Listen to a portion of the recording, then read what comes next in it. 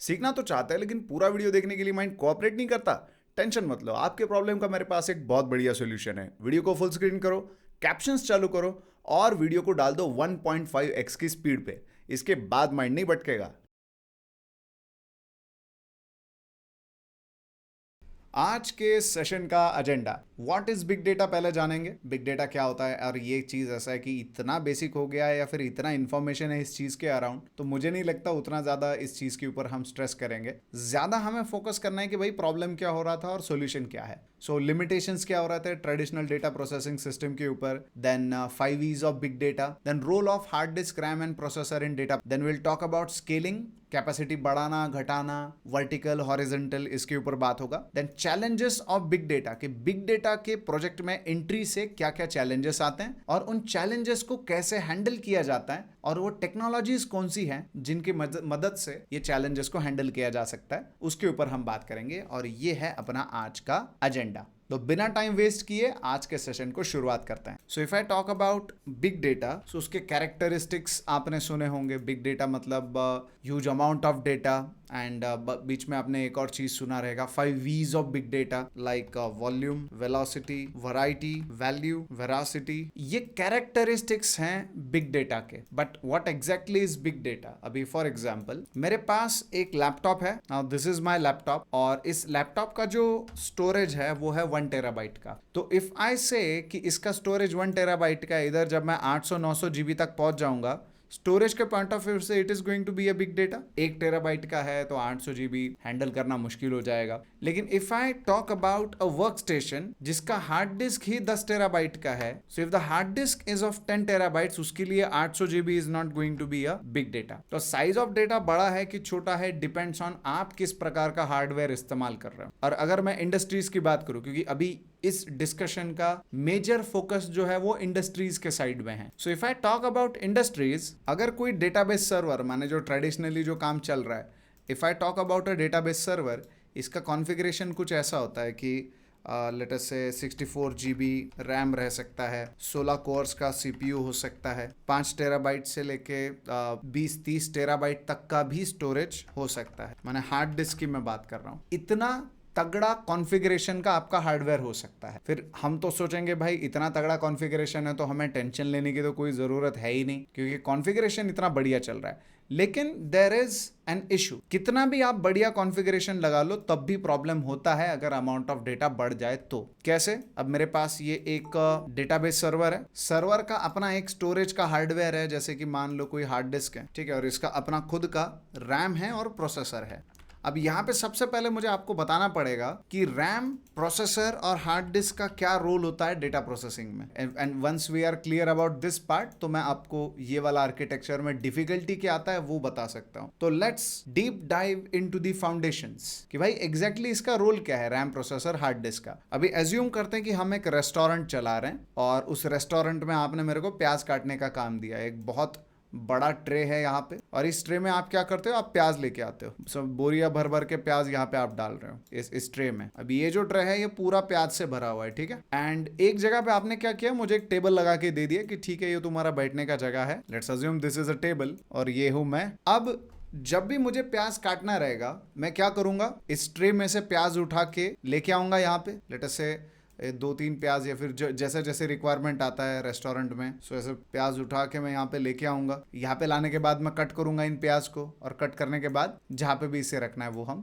रख देंगे, बराबर है। ऐसा मान लो काम चल रहा है। अब इसमें हम सीखेंगे रैम, प्रोसेसर और हार्ड डिस्क कैसा पिक्चर में आता है, फिर कैसे काम करता है। अब ये जो इलाका है जहाँ पे ये ट्रे है और ट्रे के अंदर ये सारे प्याज रखे हुए हैं, इस इलाके को आप बोल सकते हो हार्ड डिस्क, जहां पे तुम्हारा स्टोरेज होता है। प्रोसेसिंग का काम हार्ड डिस्क पे नहीं होता। इसको थोड़ा टेक्निकल भाषा में अगर हम देखें, this is nothing but your hard disk. ये जो टेबल की बात हो रही है जहां पे प्याज लाके कट किए जा रहे हैं, सिमिलरली डेटा लाके जहां पे प्रोसेस किया जाता है उस जगह को बोला जाता है रैम। तीसरी चीज, जो बंदा प्रोसेस कर रहा है, सी ऑफ कोर्स प्याज काटने का काम तो मैं कर रहा हूं ना, आपने इंस्ट्रक्शन मुझे दिया, तो इंस्ट्रक्शन एग्जीक्यूट करने का काम तो प्रोसेसर का रहेगा। सो दिस इज मी, ये मैं हूं, आई एम द प्रोसेसर। यहां पे मैं कह सकता हूं ओके ये प्रोसेसर है, ओके। सो हार्ड डिस्क है, रैम है, and this thing is processor. अभी मान लो मैं अकेला यहाँ पे काट रहा हूँ प्याज, तो ये हो गया सिंगल कोर प्रोसेसर। अगर मैं कहता हूँ कि दो लोग मिलके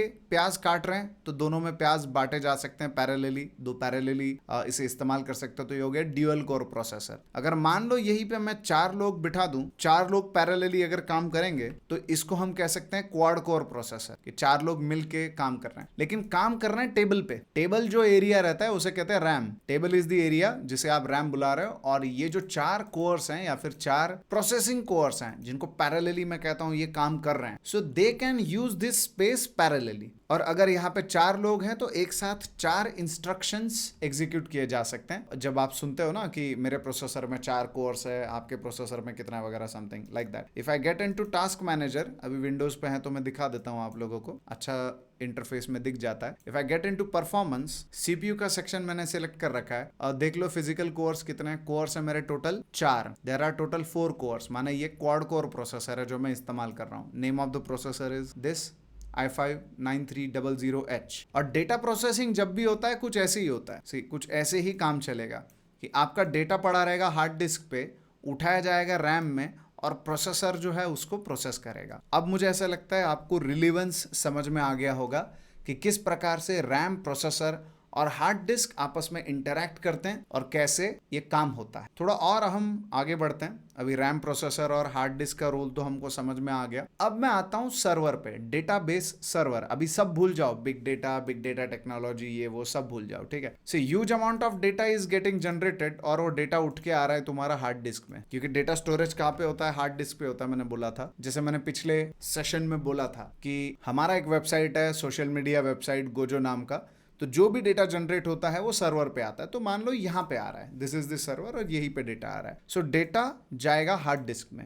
एक टाइम आएगा जब हार्ड डिस्क फुल हो जाएगा। हार्ड डिस्क कोई अनलिमिटेड स्टोरेज का मैकेनिज्म तो है नहीं, चलो भले ही आप 10 टेराबाइट लेके आओ, 20 टेराबाइट लेके आओ, फर्क नहीं पड़ता। एक पॉइंट आएगा जब टच हो जाएगा, बोलेगा नहीं इसके ऊपर हम नहीं रख सकते, तो आपके पास चांस क्या रहता है, हार्ड डिस्क का कैपेसिटी बढ़ाना। माने एक तो नया हार्ड डिस्क आप इंस्टॉल करोगे, ये भी भर गया, ये भी भर गया तो, और ये भी फुल हो रहा है तो और हार्ड डिस्क बढ़ाओगे और hard disk बढ़ाओगे।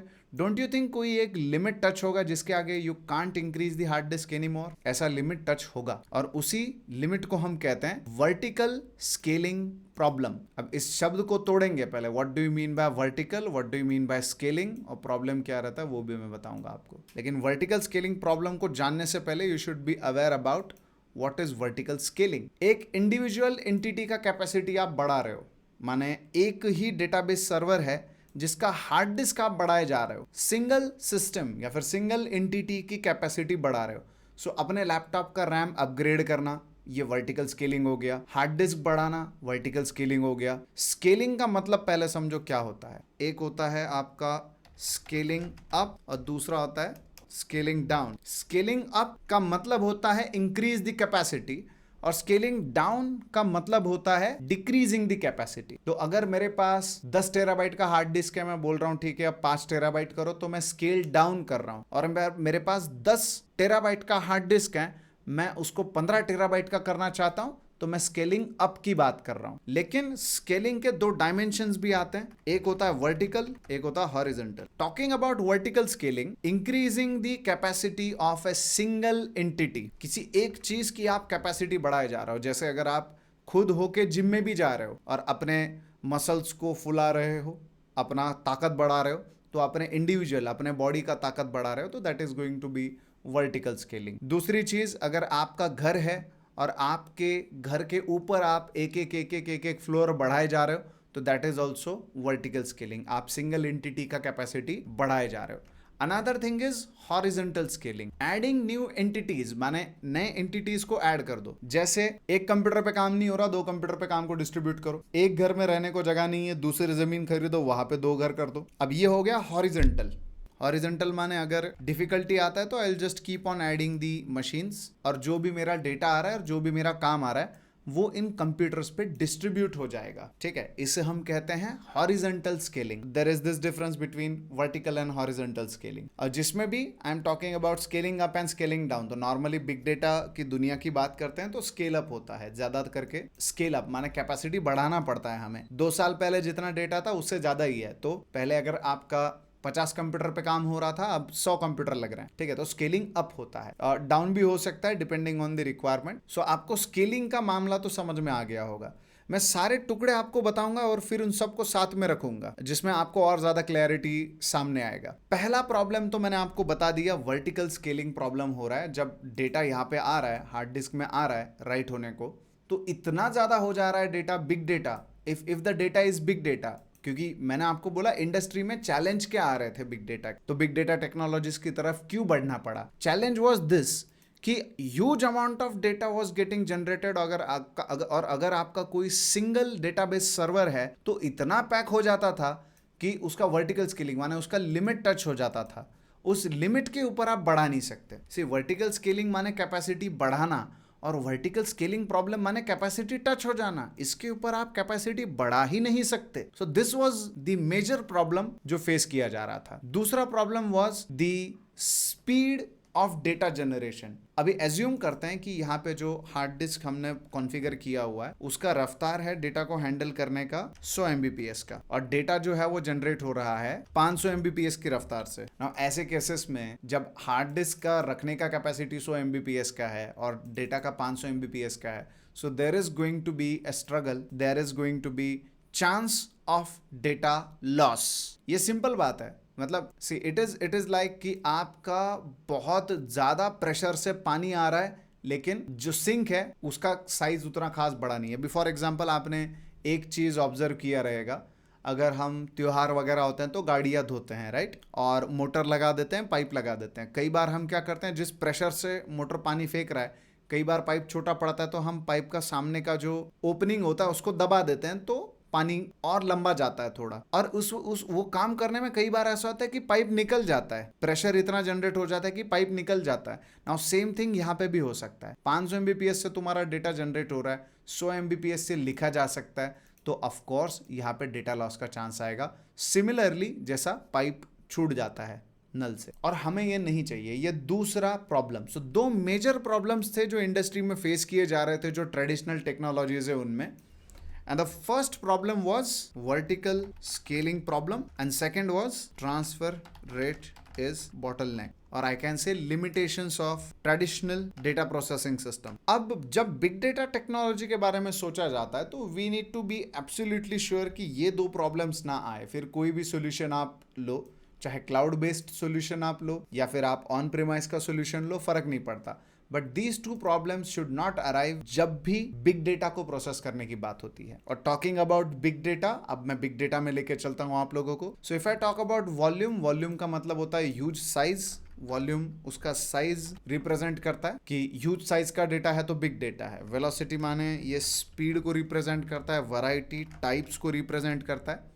More about variety जब आगे बढ़ेंगे तो बात करेंगे। वेरासिटी इनकंसिस्टेंसी को रिप्रेजेंट करता है, और वैल्यू वैल्यू को ही रिप्रेजेंट करता है कि इतना सब मगजमारी कर रहे हैं हम, वॉल्यूम, वेलोसिटी, वैरायटी, ये सब क्यों झेलें? Because there is value hidden inside big data. Now what is value? Value is की अगर आपने बिग डेटा को सही तरीके से हैंडल कर लिया तो आपको कुछ ऐसे इंसाइट्स मिलेंगे जिनके बेस पे आपका बिजनेस बेहतर चलेगा, पहली बात। Second thing is you can make better decisions, and another thing is कि ऑफ कोर्स इतना साइज ऑफ डेटा अगर आप हैंडल कर रहे हो तो यूजर का एक्सपीरियंस भी बेहतर है। If I talk about Instagram, Facebook, आपने जो फोटोज अपलोड कर रखे हैं, आपने जिन जिन प्लेसेस को विजिट कर रखा है, आपका पूरा ट्रैक है उनके पास, आपका पूरा डेटा है, तो बेस्ड ऑन दैट वो एक बेहतर यूजर एक्सपीरियंस जनरेट कर सकते हैं। And because of that better user experience आप चूज करोगे नहीं ठीक है मैंने इंस्टाग्राम यूज करना है या फिर मैंने फेसबुक यूज करना है या कोई और social media platform. So these are some characteristics of big data. और बात करें कि बिग डेटा को बिग कब बोलना चाहिए,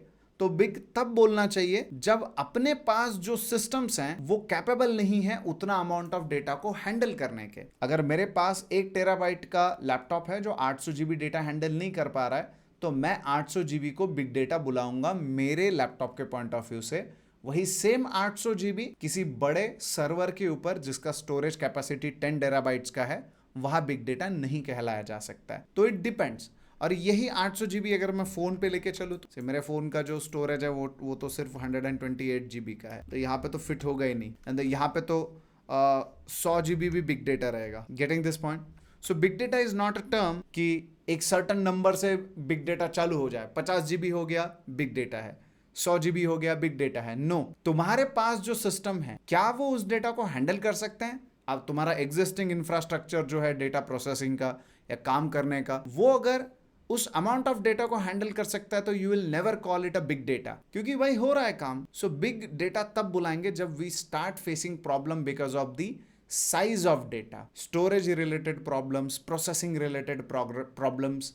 ये प्रॉब्लम्स जब शुरू हो जाते हैं और जिस अमाउंट पे शुरू होता है, और ये अमाउंट सबके लिए अलग अलग हो सकता है। आप अपनी कंपनी में जिस प्रकार का हार्डवेयर इंफ्रास्ट्रक्चर इस्तेमाल करते हो, आपको 500 जीबी पे प्रॉब्लम चालू हो गया, मुझे 200 जीबी पे ही प्रॉब्लम चालू हो गया। सो मेरे लिए 200 जीबी बिग डेटा हो गया, आपके लिए 200 GB is not a big data, आपके लिए बिग डेटा शुरू हुआ 500 जीबी। लेकिन फिर भी ऑफ कोर्स एक स्टैंडर्डाइज तो होना चाहिए ना कि भाई एग्जैक्टली बिग डेटा कब चालू होता है। सो फ्यू टेराबाइट्स, अभी करंट इंडस्ट्री में जिस प्रकार का हार्डवेयर चल रहा है, सो स्टार्टिंग लिमिट माने शुरुआत कहाँ से होता है, तो फ्यू टेराबाइट्स। तो टेराबाइट मतलब होता है कि जब 1000 गीगाबाइट्स हो जाते हैं ना, 1000 गीगाबाइट्स को 1 टेराबाइट बोलते हैं। और जीबी तो ऑफकोर्स सबको पता ही है, सबके फोन में ये स्टोरेज है।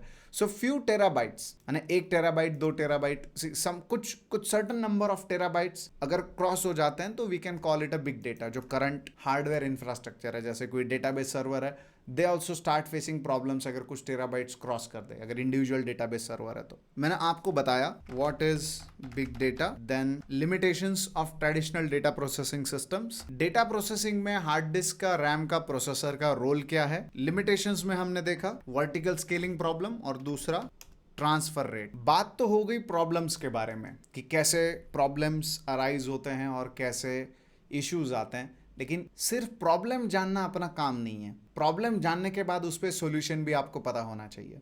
तो ये जो बिग डेटा टेक्नोलॉजीज के बारे में हम बात करते हैं, जैसे हडूप की हम बात करते हैं, स्पार्क की हम बात करते हैं, अभी तो क्लाउड बेस्ड भी बहुत सारी टेक्नोलॉजीज है, जैसे बिग क्वेरी के आपने नाम सुना रहेगा, रेडशिफ्ट आपने नाम सुना रहेगा, डेल्टा लेक आपने सुना रहेगा एज्योर का। ऑफ कोर्स ये तो चलो क्लाउड पे प्रोवाइड हो रहे हैं, big query, redshift, delta lake, but Hadoop and spark is something जो हम ऑन प्रीमाइस पे भी सेटअप करवा सकते हैं, क्लाउड पे भी इनके डिप्लॉयमेंट्स अवेलेबल हैं। यहाँ पे जो हमें प्रॉब्लम्स फेस हो रही है, क्या इन टेक्नोलॉजी से वो प्रॉब्लम सॉर्ट आउट हो जाएंगे? अब सवाल ये कि मैंने बोल दिया यस तो मान लेना is not a wise thing. मैं पहले इसे आपको एक्सप्लेन करता हूँ कि ये कैसे सॉल्व होता है। Talking about the first limitation, पहला लिमिटेशन था वर्टिकल स्केलिंग प्रॉब्लम। अब ये वर्टिकल स्केलिंग प्रॉब्लम हडूप कैसा सॉल्व करेगा? हडूप बोलता है देखो भाई, मेरे पास है क्लस्टर माने group of computers, I have group of computers. ये क्लाउड पे भी हो सकता है और आप कंप्यूटर्स खरीद के ला सकते हो, नेटवर्क में जोड़ सकते हो, ठीक है। हडूप बोलता है I have group of computers, and अगर मुझे पकड़ में आता है कि भाई मुझे और डेटा स्टोर करने की जरूरत पड़ सकती है, तो instead of increasing capacity of a single computer, मैं सिंपली ग्रुप में कंप्यूटर्स ऐड कर दूंगा, ठीक है। अभी ये एक ग्रुप है मान लो, मैं सिंपली इस ग्रुप में कंप्यूटर्स को ऐड कर दूंगा। ऐड करते जा सकता हूं मैं जब तक अमाउंट ऑफ डेटा बढ़ रहा है और ऐड कर दो, डेटा बढ़ रहा है और ऐड कर दो, डेटा बढ़ रहा है और ऐड कर दो। So problem solve. Theoretically saying there is no limit to the number of machines और the number of computers you can add to Hadoop cluster, और इसी चीज को हम कहते हैं हॉरिजॉन्टल स्केलिंग। अब यहाँ पे हम एक कंप्यूटर का कैपेसिटी नहीं बढ़ा रहे हैं। जब हमें रिक्वायरमेंट पैदा हो रही है, हमारे पास रिक्वायरमेंट आ रही है कि भाई ठीक है अमाउंट ऑफ डेटा बहुत ज्यादा लगने वाला है, तो हम सिंपली ग्रुप ऑफ कंप्यूटर्स या फिर नंबर ऑफ कंप्यूटर्स हम बढ़ाते जाते हैं। सो यहाँ से आपका वर्टिकल स्केलिंग का जो मेन सबसे बड़ा चैलेंज है वो सॉर्ट आउट हुआ। और अब मुझे यहाँ पे डेटा रखने के लिए कोई लिमिट नहीं रहा। जब मैं डेटाबेस सर्वर की तरफ देखता हूं, there is a limit to the amount of data मैं यहाँ पे स्टोर कर सकता हूँ, जैसे 20 टेराबाइट, 30 टेराबाइट, 50 टेराबाइट, और मैं कहूँ उसके ऊपर एक सिंगल सिस्टम को हैंडल करना is very difficult. But what if I say I am writing let us a few 100 terabytes of data to a group of computer. जो भी डेटा मैं लेके आता हूँ वो बांट दिया जाता है इस ग्रुप में, चंक करके, टुकड़े टुकड़े करके बांट दिया जाता है इन कंप्यूटर्स। तो क्या मेरा स्टोरेज का भी प्रॉब्लम सॉल्व हुआ? Another thing is it's not just about vertical scaling problem. दूसरा भी प्रॉब्लम मैंने आपको बताया था, and that was the transfer rate, कि डेटा मेरा आ रहा है 500 एमबीपीएस की रफ्तार से, लेकिन लिखने का कैपेसिटी तो है भाई 100 एमबीपीएस का। अब यहाँ पे आ जाओ और ट्रांसफर रेट की बात करो। अब यहाँ पे अगर मैं कहूँ इनपुट आउटपुट चैनल अगर यूटिलाइज हो रहा है, तो क्या एक इंडिविजुअल कंप्यूटर का हो रहा है? अगर मेरा फाइल टुकड़े करके 10 अलग कंप्यूटर्स पे मैं लिख रहा हूं, तो 10 कंप्यूटर्स का इनपुट आउटपुट चैनल यूटिलाइज हो रहा है। एक कंप्यूटर का इनपुट आउटपुट चैनल अगर 100 एमबीपीएस का है, 10 कंप्यूटर्स का हो जाता है 1000 एमबीपीएस का। ये फाइल मैंने उस हिसाब से टुकड़े करवाए और उन टुकड़ों को अलग अलग कंप्यूटर्स पे अगर राइट करवा दिया मैंने, तो ऑफकोर्स काफी ज्यादा रफ्तार मुझे मिलने वाला है, वेलोसिटी या फिर मैं कहूँ थ्रूपुट। अगर आपका अमाउंट ऑफ डेटा कम है तो कोई टेंशन लेने की बात नहीं, आपका आरडीबीएमएस सर्वर पे बड़े ही आसानी से काम हो जाएगा। But if amount of data is huge, ये सब करना जरूरी हो जाता है। ठीक है, फिर चाहे आप ऑन प्रीमाइस पे करो, माने अपने कंपनी में कंप्यूटर्स लेके आओ और सेटअप करो इन चीजों को, या फिर आप क्लाउड इंफ्रास्ट्रक्चर में जाओ, जैसे AWS पे जाते हैं, GCP पे, Azure पे, there are so many services जो आपको ये फीचर देती है। तो आई होप आपको ये चीज समझ में आ गया होगा। Talking about the challenges of big data, सबसे पहला तो चैलेंज रहता है स्टोरेज, विच स्टोर करने को मुश्किल होता है। देन प्रोसेसिंग के बारे में मैंने आपको बात किया था, हम लास्ट सेशन में इसके बारे में बात किए थे कि डेटा क्लीन करना पड़ता है, ट्रांसफॉर्म करना पड़ता है। So cleaning as well as transformation, ये डेटा प्रोसेसिंग के अंडर ही आ जाता है। इतना ही नहीं है, storage processing are the main problems. इसके अलावा भी चैलेंजेस बढ़ जाते हैं, जैसे security, then curating this data. Curating माने लॉन्गर पीरियड्स ऑफ टाइम तक इस डेटा को स्टोर करके रखना। But the most dominant challenges data engineer के पॉइंट ऑफ व्यू से ये दो, स्टोरेज एंड प्रोसेसिंग। और क्योंकि हमें पता है ये सिंगल कंप्यूटर के बस की बात नहीं है, अगर मेरे प्रोजेक्ट में हर रोज 50 जीबी डेटा आ रहा है तो 10 दिनों में 500 जीबी हो जाएगा, 100 दिनों में 5 टेराबाइट हो जाएगा, एंड साल भर में तो समझ लो फिर 15-20 टेराबाइट मेरा डेटा जनरेट हो सकता है। एंड ऐसे सिचुएशंस में इट्स नॉट रिकमेंडेड कि आप सिर्फ ट्रेडिशनल टेक्नोलॉजीज के भरोसे पे बैठे रहो, जैसे कोई सर्वर, आरडीबीएमएस सर्वर, उसके भरोसे पे बैठे रहो। यहाँ पे हमें बिग डेटा का सोल्यूशन लाना पड़ेगा। And in order to deal with big data, ये दो सोल्यूशन है, एक है डिस्ट्रीब्यूटेड स्टोरेज और दूसरा डिस्ट्रीब्यूटेड प्रोसेसिंग। से अगर मैं बात करूँ डिस्ट्रीब्यूटेड स्टोरेज की, तो आज की डेट में इसको बहुत बढ़िया तरीके से हैंडल कर लिया गया है। अगर आप चाहो तो हडूप का क्लस्टर बना सकते हो, HDFS पे आप इसे रख सकते हो, लेकिन ऑफकोर्स क्योंकि क्लाउड का ज़माना चल रहा है तो S3 या फिर एज्योर स्टोरेज जो GCP है, GCP का स्टोरेज के जो सर्विसेज हैं उन पे आप डेटा को रख सकते हो। बट ऑफकोर्स ये बिहाइंड द सीन्स इनका भी डिस्ट्रीब्यूटेड स्टोरेज का मैकेनिज्म है, लेकिन यूज़र को उसका टेंशन लेने की ज़रूरत नहीं है। वेयर एज HDFS का जो मामला है, अगर आप खुद कंप्यूटर लेके आ रहे हो, जोड़ रहे हो और फिर कॉन्फ़िगर कर रहे हो, तो आपको HDFS का कॉन्फ़िगरेशन वगैरह का चीज़ पता होना चाहिए। अनदर थिंग, अगर आप क्लाउड पे जाते हो तब भी आपको HDFS मिल सकता है। जैसे अगर आप AWS पे जाते हो तो EMR नाम का सर्विस है जिसमें आपको हडूप क्लस्टर मिलता है, वहाँ पे HDFS के कॉन्फ़िगरेशंस करने पड़ेंगे। या फिर एज्योर पे जाओगे तो HD इनसाइट नाम का सर्विस मिलेगा जिसमें आपको हडूप का क्लस्टर मिल जाता है। और GCP पे जाओगे तो डेटा प्रॉक नाम का सर्विस है जिसमें आपको हडूप मिल जाता है, वहाँ पे distributed Hadoop distributed file system भी आपको मिल जाएगा। दूसरा क्लाउड बेस्ड है, ठीक है। क्लाउड बेस्ड माने आप S3 पे रख दिया, एज्योर पे रख दिया।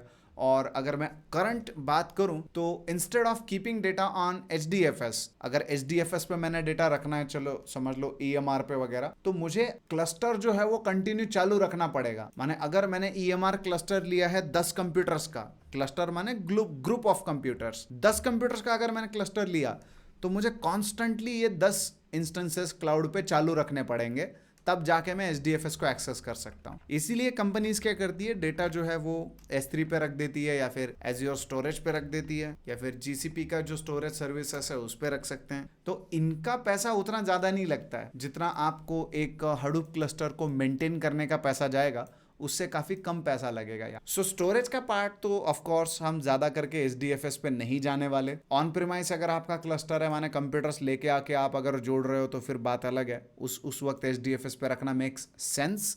लेकिन क्लाउड अगर आप इस्तेमाल कर रहे हो तो मुझे ऐसा लगता है कि, और जितने प्रोजेक्ट्स वगैरह मैं देख रहा हूँ, it's better to keep data directly on to the cloud services. And बात आती है डिस्ट्रीब्यूटेड प्रोसेसिंग की, तो ऑफ कोर्स ये भी काफ़ी जोरों शोरों से चल रहा है। टॉकिंग अबाउट डिस्ट्रीब्यूटेड प्रोसेसिंग, अगर मैं हडूप पे चलता हूँ तो यान माने yet another resource negotiator, more about it आगे की वीडियोस में हम बात करने वाले हैं। बट यान को अगर मैं बोलूँ तो MapReduce एप्लीकेशंस जो रहते हैं वो डिस्ट्रीब्यूटेड प्रोसेसिंग करते हैं। See what do you mean by distributed processing? बहुत बड़ा काम आया, बहुत बड़े साइज का डेटा है, उसको प्रोसेस करना है, अलग अलग कंप्यूटर्स पे उस डेटा को प्रोसेस करो। अब अलग अलग कंप्यूटर्स पे प्रोसेस करने का फायदा क्या है? अभी जैसे मान लो यहाँ पे मैं 5 टेराबाइट का डेटा प्रोसेस कर रहा हूँ, तो इस अकेले कंप्यूटर का रैम और प्रोसेसर इस्तेमाल हो रहा है बेचारे का, इसका अपना लिमिट है ना रैम और प्रोसेसर का। आप ऐसा बोल रहे हो कि मैं अकेला बंदा यहाँ पे बैठा हूँ या फिर हम 4 बंदे बैठे हैं और आप हम पे दया ही नहीं कर रहे हो, आप प्याज लाए ही जा रहे हो और इतना ज़्यादा क्वांटिटी में आपने ला के रखा है, इतना ज़्यादा टारगेट आपने हमको दे रखा है कि हमको मालूम है कि भाई ये प्याज तो काटे जाने से रहे, या फिर हम बोलेंगे कि देखो यार कम से कम मतलब एक आध महीने का टाइम तो दे दो इतने प्याज काटने। Getting this point? 50-50 किलो के बोरिया भर के आप लेके आ रहे हो प्याज और हम यहाँ पे बैठे हम सोच रहे हैं भाई ठीक है पहले से ही रोना आ रहा है, इतने इतने प्याज काटने पड़ेंगे और ज्यादा। सो अंडरस्टैंड दिस, ये सिंगल कंप्यूटर का रैम और प्रोसेसर यूटिलाइज होगा अगर मैं 5 टेराबाइट या 10 टेराबाइट हार्ड डिस्क मान लो तुम्हारा 50 टेराबाइट का क्यों ना हो, उसमें कोई दिक्कत नहीं है, ठीक है। लेकिन अगर मैं 5 टेराबाइट भी प्रोसेस करूं तो रैम और प्रोसेसर को पिक्चर में आना पड़ेगा, हार्ड डिस्क का उसमें रोल नहीं है। हार्ड डिस्क तो बस उस ट्रे के जैसा है जिसमें प्याज रखे हुए हैं। मेन काम तो इधर है, ये टेबल है तुम्हारा और ये वो बंदा है जो प्याज काट रहा है, माने ये वो बंदा है जो प्रोसेस कर रहा है डेटा। अगर मैं सिंगल मशीन की बात करूं तो प्रॉब्लम होगा, लेकिन if I talk about a group of computers, अब अलग अलग टेबल्स, अलग अलग बंदे कट करने वाले। सो मैंने क्या किया, सिनेरियो नंबर 2, ये एक बंदे को देने से अच्छा मैंने इसको कम से कम मान लो ऐसे ऐसे मैंने 50 टेबल लगा दिए अलग अलग और 50 टेबल्स में मैं ये भेज रहा हूँ प्याज, तो that is a better option. Distribute हो गया काम और पैरेलली भी होगा। तो किस केस में बेहतर होगा? क्या ये वाली केस में बेहतर होने का चांस है?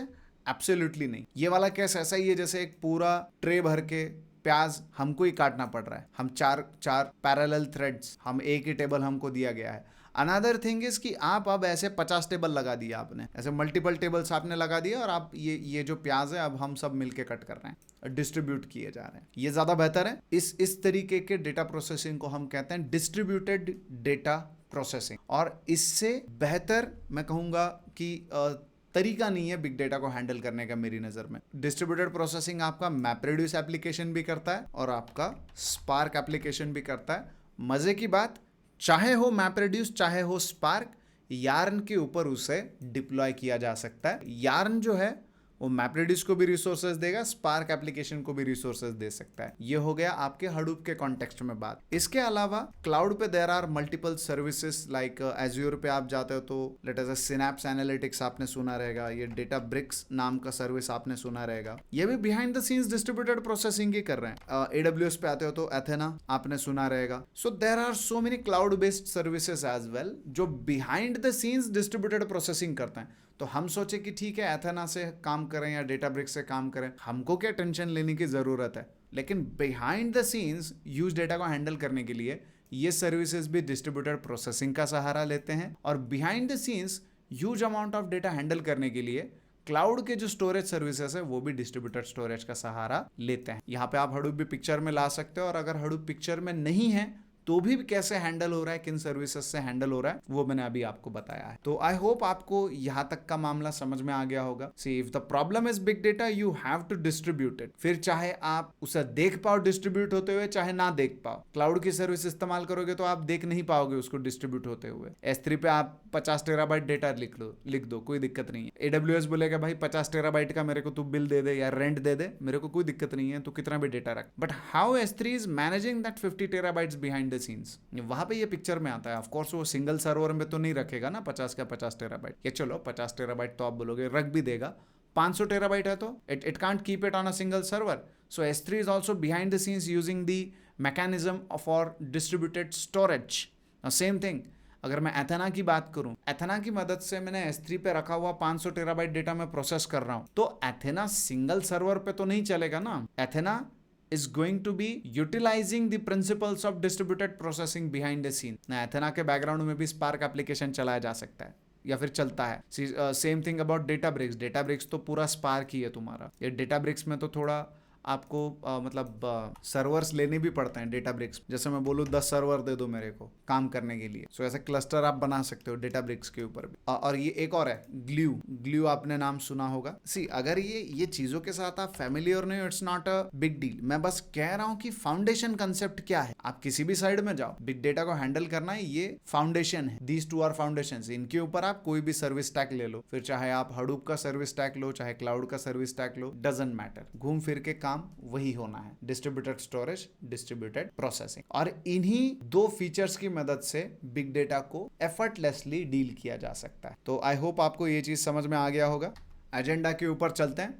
What is big data, limitations क्या है ट्रेडिशनल डेटा प्रोसेसिंग सिस्टम के, माने जो पहले से चलते आ रहे हैं जैसे डेटाबेस सर्वर हो गए, उनका क्या लिमिटेशन है। इसके बाद हमने बात किया about the 5 V's of big data as well. Role of hard disk, RAM and processor, इस चीज के ऊपर बात हुआ। इसके बाद we also talked about the concept of scaling. Scaling क्या रहता है वो हमने समझा। And we talked about the challenges of big data, जो मेजर चैलेंजेस है उनके बारे में बात हुआ। और चैलेंजेस के बाद हमने बात किया how to handle big data. और टेक्नोलॉजीज के बारे में बात किया हमने जो आज की डेट में बिग डेटा को हैंडल कर रहे हैं। सी ऑफ कोर्स ऐसा नहीं है कि ये वो सारी टेक्नोलॉजीज है। See it's not like that. So there are so many options you have. Okay, बहुत सारे ऑप्शंस हैं। अब आप कौन सा चूज करते हो, इट डिपेंड्स ऑन आपका रिक्वायरमेंट क्या है, प्रोजेक्ट आर्किटेक्चर क्या है, उस पर डिपेंड करे। ठीक है, चलो let's end this session now.